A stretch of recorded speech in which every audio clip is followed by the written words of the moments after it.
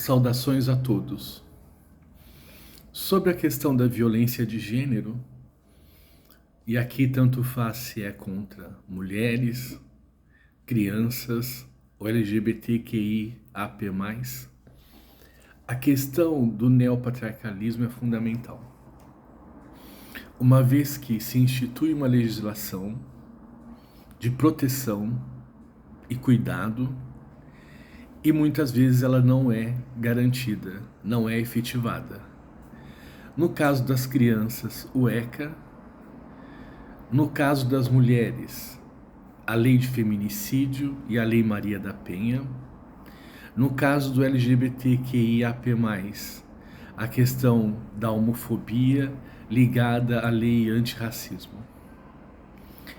Assim, se implementa um modelo de legislação que o Estado não faz todo o esforço necessário para implementá-lo e nem qualificar pessoas para atender da maneira adequada. Apenas uma pequena porcentagem será atendida como forma de impedir denúncias sistemáticas contra os direitos humanos, e mesmo assim ainda cabe o direito dessas denúncias. No que tange a mulheres, crianças, LGBTQIA+, é bom lembrar que a síntese do neopatriarcalismo, para falar sobre o poder dos homens sobre essas pessoas, está na definição, muito dita nos dias de hoje, para dizer que é contra a violência e, ao mesmo tempo, legitimando a violência do ponto de vista do neopatriarcalismo. Quando a pessoa diz, mas será que ele não viu, quando fala de uma pessoa violentada, não é? Que ela é sua esposa, que ela é mãe, que ela é filha ou filho? Horas. Como nós já falamos quando debatemos o patriarcado em outro vídeo, o patriarcalismo e mesmo o neopatriarcalismo é exatamente por estarem nessas funções ou papéis sociais de mãe, filha, filho ou esposa que o patriarca detém poder sobre essas pessoas. É essa a questão, estrito senso, da definição de patriarcado. Todos os que estão subjugados ao patriarca e estão em sua propriedade, mulheres, enquanto mães, filhas e esposas, e os próprios filhos. Portanto, dizer, como combate à violência, que é mãe, filha ou esposa, é legitimar a violência e não ir contra ela na sua origem. Assim, os dados são estarrecedores quando nós pensamos que em pleno século XXI, para falarmos disso, vamos pensar apenas em 2022, um pouco de 2021 e 2023. Os dados são assustadores. De acordo com o boletim epidemiológico do Ministério da Saúde, por exemplo, em 2021, 35 mil crianças aproximadamente, um pouco mais, sofreram algum caso de violência sexual. Aqui envolve crianças e adolescentes. Portanto, de acordo com a legislação, de 0 a 19 anos. 35 mil casos. Não é preciso dizer, mas vamos esclarecer, que para o patriarcado, essa violência ocorreu dentro de casa majoritariamente ou determinantemente. Desses casos, apenas 58% chegaram ao conselho tutelar. Ou seja, não se acredita no sistema ou se tem medo do sistema do neopatriarcado, do neopatriarcalismo. Desse total, como era de se esperar, 92% aproximadamente são meninas violentadas, de 0 a 19 anos. E 7% aproximadamente são meninos. Lembremos que para o patriarca, para o patriarcalismo, penetrar tanto faz se é homem ou mulher. O importante é dominar e escravizar o outro sexo, mesmo que seja do mesmo sexo. O início da série histórica, né, do Boletim Epidemiológico, de 2015 a 2021, demonstrou que 119 mil casos de violência sexual. Ou seja, não é pouca coisa. O número é assustador. Ainda mais quando pensamos que a maior parte desses casos são cometidos por pais, tios, primos, sobrinhos, irmãos, todos os homens que estão na família. Portanto, a família é um lugar de risco para essas crianças e para essas mulheres e para os LGBTs. Porque no sistema do neopatriarcalismo, a escravização continua como sinal preponderante. E a punição é o abuso sexual nesses casos, o abuso da violência física, o abuso patrimonial, o abuso emocional ou simbólico. Desse total de 119 mil casos, 83.571 casos de violência sexual foram com crianças de 0 a 9 anos. Ou seja, a imensa maioria são crianças totalmente indefesas, vistas como propriedades pelo neopatriarcalismo ainda, sendo abusadas.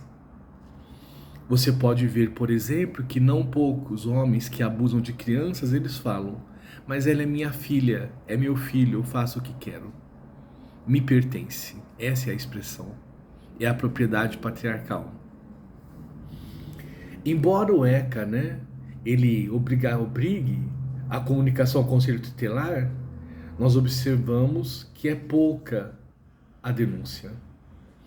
De 10 a 19 anos, apenas 52% chegaram ao Conselho Tutelar. De 0 a 9 anos, apenas 67% chegaram ao Conselho Tutelar. E aqui nós podemos pensar, aqueles que foram assistidos pelo sistema de saúde, quantos que não foram notificados, porque a cultura neopatriarcal confirma esse direito através da questão da vergonha e do constrangimento, mecanismos utilizados para manter a exploração. Então o neopatriarcalismo, ele institui a família sagrada como elemento de manutenção da violência. A família como aquela onde não se mete a colher em briga de marido e mulher, no espancamento de filhos. É um instrumento de poder e controle. Pelo menos essa que está posta aí. Contra a mulher, por exemplo, o Instituto Datafolha nos dá números também assustadores. Em 2022, a mulher negra representou 48% do sofrimento de algum tipo de violência. Pode ser física, emocional, patrimonial, moral, sexual e por aí afora. A mulher branca representou 32%. Portanto, vejam que o patriarcado, o patriarcalismo e o neopatriarcalismo mantêm relação simbiótica com o racismo e não só com a misoginia. Então, somada a misoginia ao racismo, a mulher negra é a principal vítima. E isso é ocultado até pelos meios de comunicação em geral. Hoje nós vimos quando muito falarem, o total é tanto, homens tanto, mulheres tanto.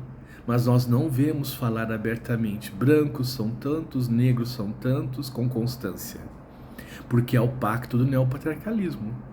O racismo, o escravismo faz parte. Não à toa que há mais pessoas escravizadas hoje no planeta do que havia quando a escravização era legalizada. Isso mostra o nível de exploração a que a escravização patriarcalista nos coloca. De acordo com a Organização Mundial da Saúde, não é? 1/3 das mulheres brasileiras já sofreram algum tipo de violência. 1/3. 1 em cada 3. Ser mulher é um risco de vida. E no planeta nós representamos 27% dos casos de violência contra a mulher. Observe-se, esses são os casos registrados. O patriarcado, o patriarcalismo, o neopatriarcalismo, eles fazem com que haja subnotificação. A vergonha é elemento de controle para garantir a permanência da exploração e da escravização. E desse total das agredidas, 45% não pediram ajuda. Se viram totalmente submetidas sem mecanismos de apoio. 38% achavam que resolveriam sozinha o problema de violência, o que é um ledo engano. O violentador, ele está acostumado à impunidade e, portanto, achar que ele se transformará faz parte do ciclo de violência. Ele bate, pede desculpas e reinicia o ciclo de abuso. E 21% não confiam no sistema de proteção, em especial na polícia. O neopatriarcalismo está aí. O sistema, ao invés de ajudar, consolida a culpa. Então, as formas de violência que nós estamos falando é a discriminação, a agressão, a coerção.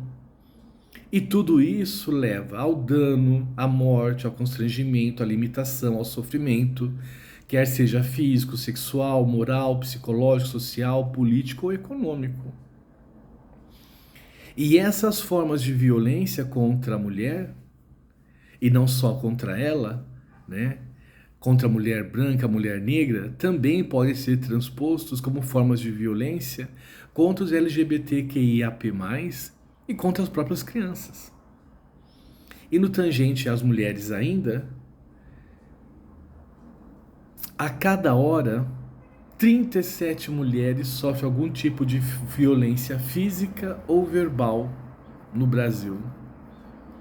A cada hora, 37. Olha que sistema de subjugação o neopatriarcalismo é. E sendo que dessas 37 por hora, 26 são agressão física. O controle patriarcalista do corpo pela violência, a disciplinarização do corpo pela violência, a escravização do corpo pela violência, pelo neopatriarcalismo, é uma questão fundamental para manter o sistema funcionando, com a conivência do Estado, que não implementa políticas realmente eficientes e eficazes, sobretudo eficazes. O feminicídio, que é o assassinato da mulher por ser mulher, é 1 por dia. Uma mulher morre por dia. Enquanto você está me ouvindo, possivelmente várias mulheres foram agredidas fisicamente e uma delas morreu. É assustador. Em 2022 foram 495 mulheres mortas. Sendo que São Paulo, o estado mais rico da Federação Brasileira, representou 109 casos. São Paulo se tornou o estado mais violento contra as mulheres.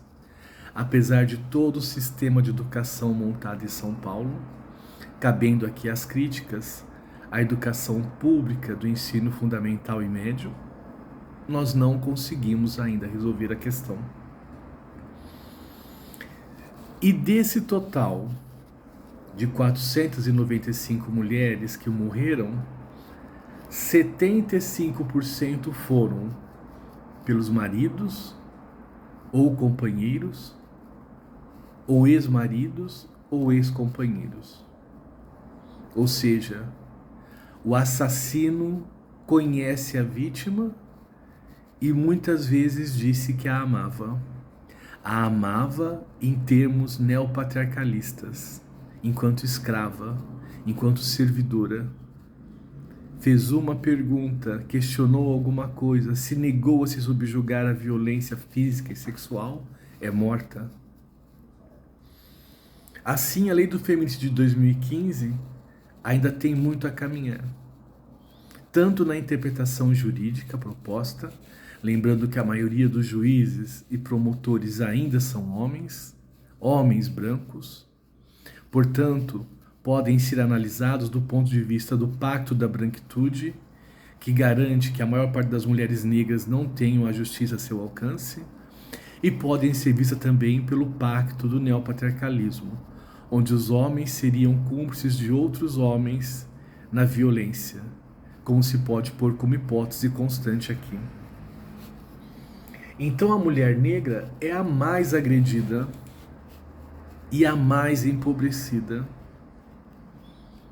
Também a que menos tem acesso à escola. Perceba que a escravização é um sistema constante, de outro sexo e às vezes pelo mesmo sexo. E quanto aos LGBTs? Os números também são assustadores. Até mais, proporcionalmente. Porque em 2021 morreram 316 LGBTs QIAP+. 316. Sendo que mulheres foram 495. Só que as mulheres correspondem a mais de 50% da população, o que não minimiza o absurdo dos números. Mas o espanto ainda é maior com a violência contra os LGBTs QIAP+. Porque representam, pelo menos do ponto de vista oficial, 10% da população. Portanto, é um verdadeiro extermínio da população LGBTQIAP+. Desses números, 45% eram homens gays. Travestis e mulheres trans eram 44%. É bom lembrar que para o patriarcalismo, para o patriarcado, a questão da homossexualidade, da homofetividade, não é uma questão.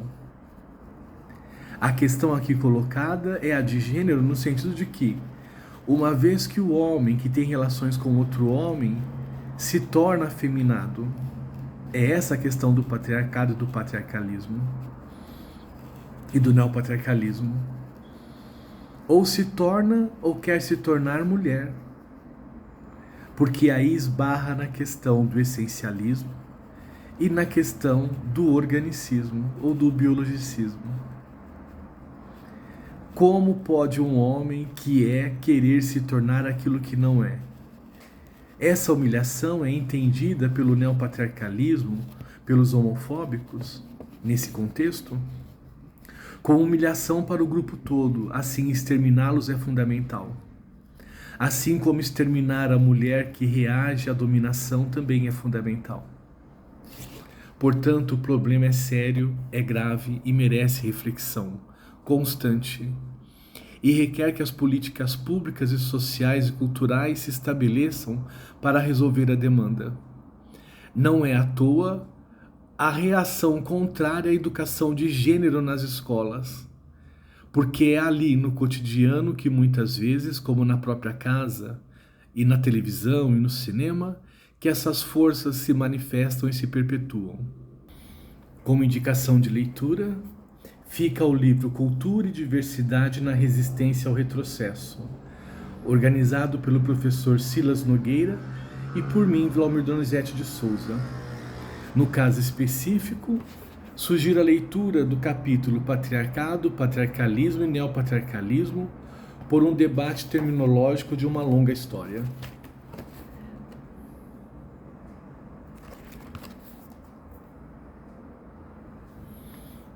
Chegou a hora de agir. Não é possível mais silenciar. O momento de 1 minuto de silêncio já passou. Vamos à ação para políticas públicas, sociais e culturais eficientes e eficazes contra a violência de gênero nas suas múltiplas manifestações. Se for possível, depois de tudo isso, passar bem.